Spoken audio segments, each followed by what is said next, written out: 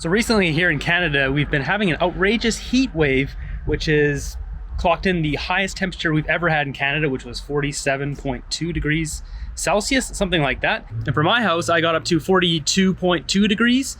And my front area here where I'm like this concrete pad, I clocked this at 56 degrees or 132 degrees Celsius. It's absolute hottest because it just keeps holding the heat all day long. And how this has affected my fruit trees has been, or berry bushes, all that kind of stuff has been very interesting. So my tay berries have exploded and started ripening really quick and started growing really fast. But I've had a major casualty I wanted to share with you here today with this thing. So this is my Jostaberry. So when the heat wave hit, these berries were almost all perfectly ripe. They were just getting there. I was just starting to eat them.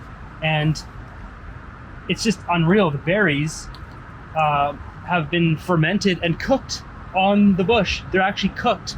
And see, if I open this up for you, it's like, if you've ever seen what these look like, they should be a dark purple, and inside should be kind of like a jellyish kind of clear, and they're like this, it's like, it looks like strawberry pie inside here.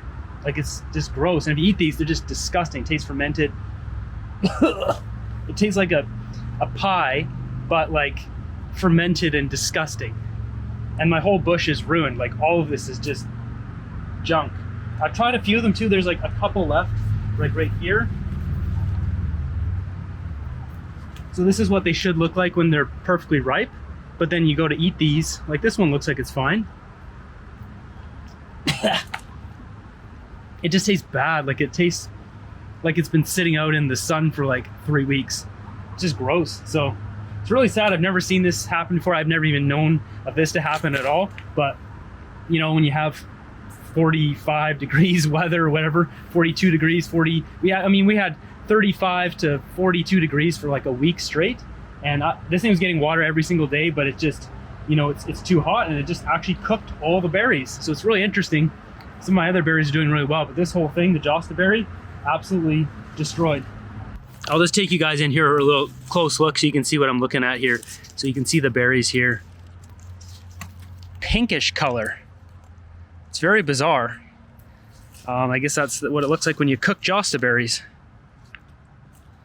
And see, some of them half ripened and half didn't, and they were just cooked like this. And yeah, I mean, look, they're just falling off.